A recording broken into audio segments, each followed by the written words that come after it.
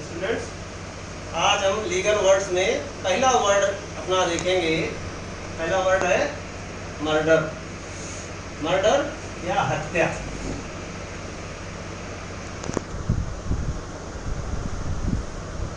हत्या को इंग्लिश में मर्डर को कैसे डिफाइन करेंगे? The crime of killing a person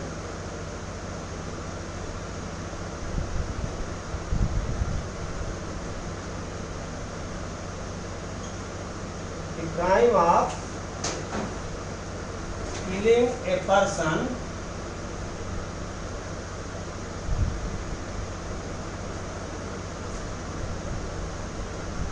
under circumstances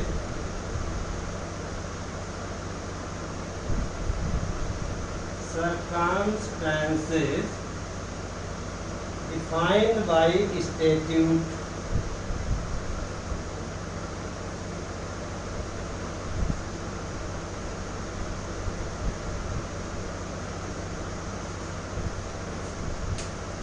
statute या संविधि। संविधि मतलब कानून। कानून द्वारा बताई गई परिभाषित परिस्थितियों के अंतर्गत किसी व्यक्ति को मारने का अपराध, उसको हत्या कहते हैं। देखिए, वैसे तो हम आम बोलचाल भाषा में जीव हत्या को भी हत्या कहते हैं कि भाई किसी ने किसी भी जीव को मार दो, वो उसकी हत्या है। लेकिन हत्या कानूनन शब्द ऐसा है जो कि आपराधिक मानववध, उसको हत्या कहा जाता है। और आपराधिक मानववध, कल्पेबल होमिसाइड, वो भी जरूरी नहीं कि हत्या हो। वो हत्या तभी होगी, आपराधिक मानववध हत्या तभी होगी जब धारा 300 में बताई गई परिस्थितियों के अंतर्गत वह हत्या हो, अगर आपराधिक मानववध है। क्योंकि कई बार सडन एंड ग्रेव प्रोवोकेशन, अचानक एवं गंभीर प्रकोपन की स्थिति में कोई व्यक्ति किसी का मानववध कर देता है, तो वो आपराधिक मानववध तो है लेकिन हत्या नहीं होगा।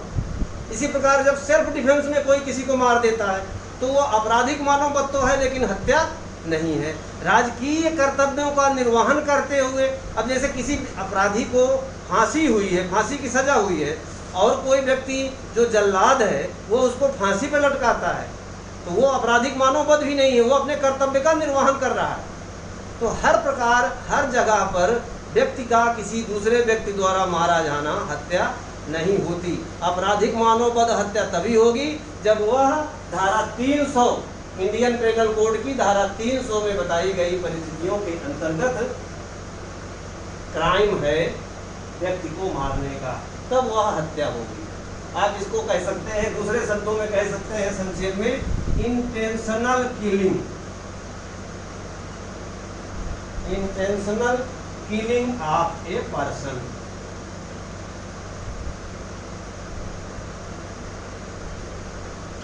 क्योंकि हत्या में एक जो सबसे महत्वपूर्ण परिस्थिति है वो है किसी व्यक्ति को उसको जान लेने के आशय से, उसको मारने के आशय से मारना। इंटेंशनल, जहां पे आशय हो मारने का। कई बार आशय नहीं है और व्यक्ति मर जाता है तो वो हत्या नहीं होगी। इंटेंशन होना चाहिए, intentional killing of a person.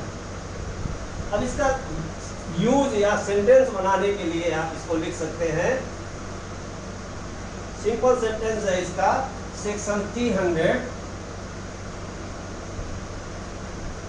Of IPC defines murder. ये सेंटेंस बन गया। धारा 300, आईपीसी की धारा 300 हत्या की परिभाषा बताती है। या दूसरा यूज कर सकते हैं, section 302 of IPC 1860 provides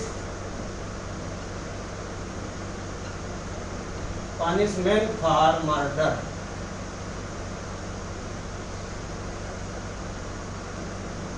Indian penal code 1860 की धारा 302 हत्या के लिए सजा का प्रावधान करती है।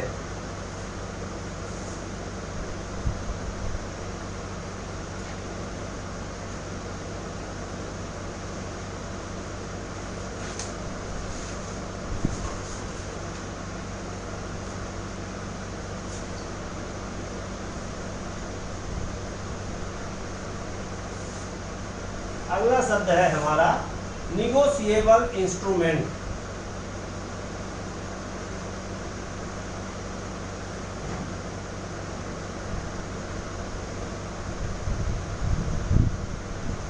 निगोशिएबल इंस्ट्रूमेंट हिंदी में इसको कहते हैं परक्राम में लिखत। परक्राम में लिखत, इसके लिए एक अलग से कानून भी बना हुआ है, निगोशिएबल इंस्ट्रूमेंट एक्ट। अब निगोशिएबल इंस्ट्रूमेंट होता क्या है, पहले आप ये समझ लीजिए। Negotiable, negotiable means fit for negotiation. ऐसा इंस्ट्रूमेंट, ऐसा कोई लेख जिसको निगोशिएट किया जा सकता है। और निगोशिएट का मतलब है यहाँ पे हिंदी में परक्राम में, मतलब अंतरण से ही वह ट्रांसफरेबल होता है, किसी व्यक्ति को सौंप देने से ही वह उसका एक अच्छा धारक माना जाता है। अब ये निगोशिएबल इंस्ट्रूमेंट दो तीन तरह के होते हैं। जैसे एक वचन पत्र होता है, कोई व्यक्ति एक कागज में लिख कर हस्ताक्षर कर देता है और कहता है कि मैं धारक को इतने रुपए फला तारीख या उसके बाद अदा करने का वचन देता हूँ। धारक मतलब जिसके पास ये है, वो बाई नेम भी हो सकता है, किसी नाम लिख दिया, मैं मिस्टर ए और एनीवन होल्डिंग दिस, मैं मिस्टर ए को या अन्य किसी धारक को जिसके पास भी ये हो उसको इतने रुपए फला तारीख या उसके बाद देने का वचन देता हूँ। ये अपने आप में निगोशिएबल इंस्ट्रूमेंट है। जो चेक वगैरह होते हैं, बैंकर्स चेक वगैरह होते हैं, ये सब निगोशिएबल इंस्ट्रूमेंट है। निगोशिएबल इसलिए कहा जाता है इनको क्योंकि अगर हमने बियरर चेक दे दिया, अगर बाई नेम चेक नहीं है, अगर हमने उस पर क्रॉस का निशान नहीं लगाया, क्रॉस का निशान लगता है, आपने देखा होगा चेक में एक ऐसे क्रॉस का निशान लगता है, बाएं हाथ में ऊपर की तरफ चेक में क्रॉस का निशान लगता है, उसमें कई बार लिख देते हैं अकाउंट पेड। अब ये निगोशिएबल नहीं रहा, now it is not negotiable. Account पे नहीं भी लिखा और यहाँ पे लाइन मार दी तो इसका मतलब जिस व्यक्ति के नाम चेक इशू हुआ है उसके खाते में ही जमा होगा। अब बैंक किसी और व्यक्ति को पैसा नहीं देता, नहीं दे सकता। लेकिन अगर ये लाइन नहीं खींची हुई है और किसी व्यक्ति ने लिखा please pay to bearer, please pay to bearer, bearer मतलब जिसके पास भी यह चेक है उसको दे दिया जाए। अब उसमें जितना पैसा भर दिया जाएगा, 500, 5000, 5 लाख, 5 करोड़, वह उस बैंक से उतना पैसा पाने का हकदार हो जाएगा। मान लो मैंने चेक जारी कर दिया प्लीज पे टू बियरर और मैंने दे दिया मिस्टर ए को, मिस्टर ए ने उस पर नीचे लिखा या पीछे लिख दिया प्लीज पे टू मिस्टर सी। अब वो मिस्टर सी को मिलेगा और मिस्टर सी ने उसमें लिख दिया please pay to mister D, तो वो डी को मिलेगा। और उस पे अगर डी ने साइन करके लिख दिया प्लीज पे टू मिस्टर ई, तो मिस्टर ई को मिलेगा। ये निगोशिएबल बाय डिलीवरी है, इसीलिए इसको निगोशिएबल कहा गया। ये एक ऐसा लेख होता है, एक ऐसा लिखत होता है, ऐसा इंस्ट्रूमेंट होता है जिसको डिलीवरी से ही इसकी निगोशिएशन हो सकती है। और जैसा मैंने बताया, जब उसमें लाइन मार दी जाती है इसका मतलब उसकी निगोशिएबिलिटी को खत्म कर दिया गया है। Now it is no more negotiable. Negotiable instrument act में पढ़ेंगे आप। ये एक ऐसा दस्तावेज होता है जो कि सामान्य तौर पर व्यक्ति को यह साबित करना पड़ेगा कि ये मैंने पैसा देकर या प्रतिफल देकर लिया है। लेकिन निगोशिएबल इंस्ट्रूमेंट जिसके पास होता है he is considered holder in due course. उसमें एक धारा है जो कहती है होल्डर इन ड्यू कोर्स, मतलब उस व्यक्ति को यह साबित नहीं करना कि मैंने प्रतिफल देकर लिया है। दूसरा व्यक्ति यदि कहता है कि बिना प्रतिफल के लिया है, इसने चोरी करके लिया है, तो फिर उसको यह साबित करना पड़ेगा। अदरवाइज कानून की ये प्रिज्यूम्पशन है he is holder in due course, वह उचित प्रक्रिया से प्राप्त किया है। अब इसको आप अंग्रेजी में क्या लिखेंगे? It is a signed document. Negotiable instrument को हम डिफाइन करेंगे, इट इज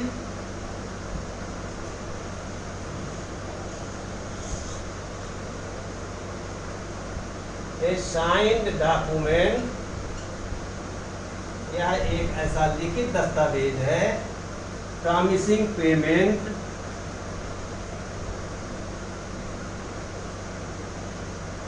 जिसमें पेमेंट को प्रॉमिस किया जाता है, promising payment of a some,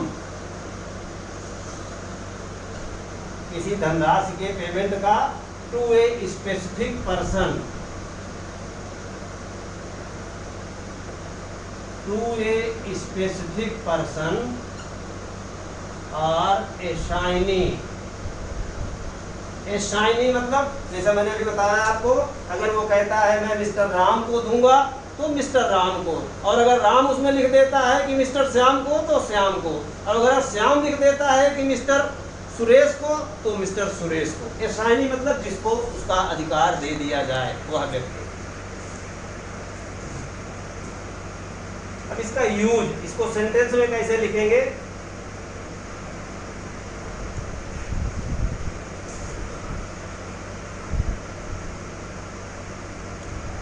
bankers check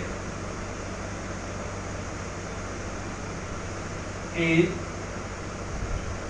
one form of negotiable instrument.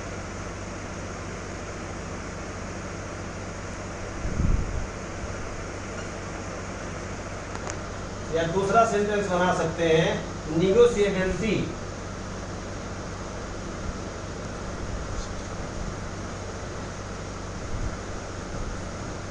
is the essence of negotiable instrument.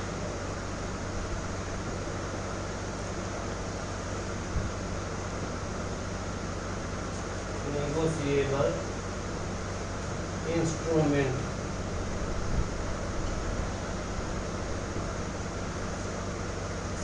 Negotiability, परक्राम्यता, negotiable instrument या परक्राम्य लिखत का तत्व है। क्या है? परक्राम्यता, मतलब उसकी ट्रांसफरेबिलिटी ही उसका मुख्य तत्व है, मुख्य उसका क्या कहेंगे, लक्षण।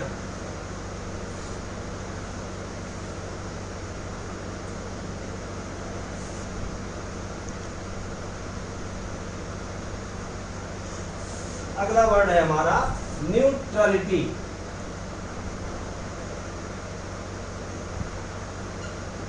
न्यूट्रलिटी, न्यूट्रल से न्यूट्रलिटी बना है, हिंदी में कहते हैं इसको तटस्थता। तटस्थता, state of being neutral.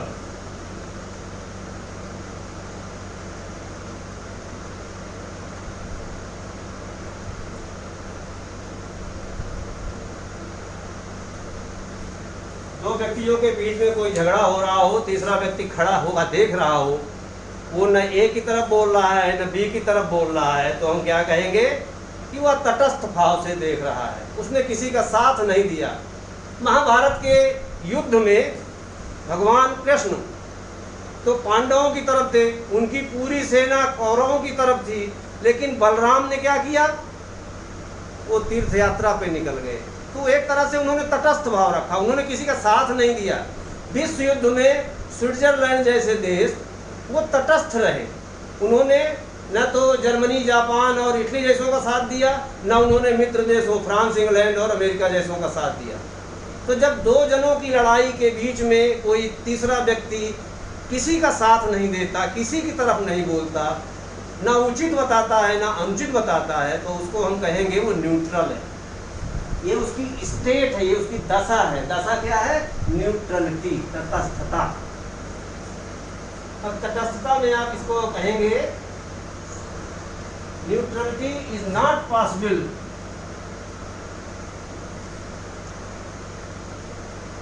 Sentence बनाने को, neutrality is not possible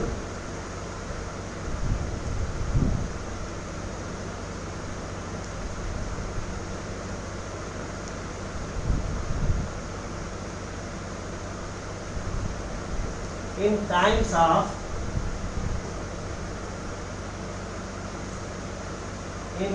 of clash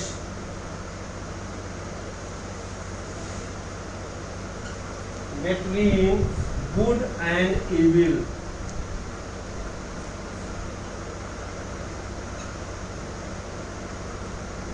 यदि सत्य और असत्य की लड़ाई हो, यदि धर्म और अधर्म की लड़ाई हो, तो कोई भी उचित सोचने वाला व्यक्ति, कोई भी एक न्याय संगत सोच रखने वाला व्यक्ति तटस्थ नहीं रह सकता। ये मेरा इसमें वाक्य में कहने का प्रयास है कि न्यूट्रलिटी इज नॉट पॉसिबल। अगर धर्म और अधर्म की लड़ाई में, अगर अच्छे और बुरे की लड़ाई में आप बुरे का खिलाफत नहीं करते हैं या अच्छे का साथ नहीं देते हैं, तो इसका मतलब आप बुरे का साथ दे रहे हैं, न्यूट्रल नहीं रह सकते। यहाँ पर फिर मुझे रामायण का महाभारत का ध्यान आ रहा है आपके संदर्भ के लिए, आपके रेफरेंस के लिए। लास्ट में, महाभारत के युद्ध के लास्ट में, जब दुर्योधन और भीम का युद्ध होता है, गदा युद्ध होता है, और गदा युद्ध में चूंकि दुर्योधन का शरीर पूरा वज्र का हो सकता है, कृष्ण भगवान इशारा करते हैं भीम को कि जांग जो कि वज्र की नहीं हुई थी, जांग में गदा मारो, और भीम उसकी जांग तोड़ देता है। उसने कसम भी खाई होती है कि मैं दुर्योधन की जांग तोड़ूंगा। तो बलराम जो कि वहीं खड़े होते हैं, उनको गुस्सा आती है कि इसने धर्म का उल्लंघन किया है, मैं भीम को नहीं छोड़ूंगा, मैं भीम को सजा दूंगा। तब भगवान कृष्ण बलराम को रोकते हैं और फिर उनको याद दिलाते हैं कि जब आपके बोलने का समय था, जब आपके उचित और अनुचित बताने का समय था, तब आपने उसमें नहीं बोला। जब द्रौपदी का चीरहरण हुआ, जब पांडवों के साथ लाक्षागृह जैसा अन्याय हुआ, तब तो आप नहीं बोले, इसलिए आज आपको बोलने का अधिकार नहीं है। अब आप तटस्थ थे तो तटस्थ ही रहिए, अब आप यहाँ बीच में मत बोलिए। और उस समय बलराम को कृष्ण भगवान निरुत्तर कर देते हैं, वो चुपचाप गर्दन झुकाकर वहाँ से चले जाते हैं।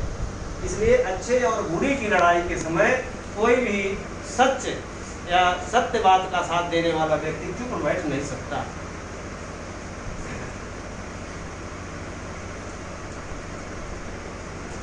दूसरा सेंटेंस है,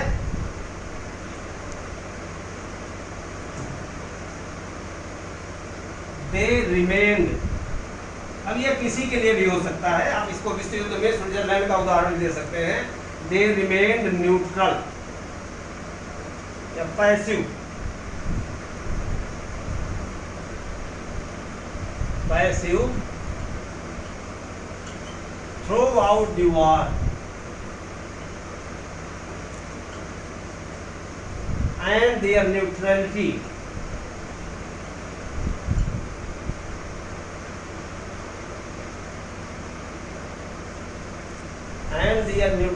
was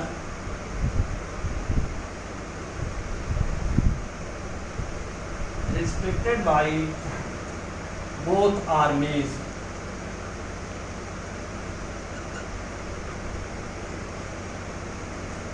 बोथ आर्मीज मतलब जो आपस में दोनों सेनाएं लड़ रही थी, उनके द्वारा उनकी तटस्थता का सम्मान किया गया। वो चुपचाप पैसिव बने रहे, मतलब किसी भी तरह भाग नहीं लिया, ना इसका साथ दिया ना उसका साथ दिया, और इस बात का दोनों सेनाओं द्वारा सम्मान किया गया।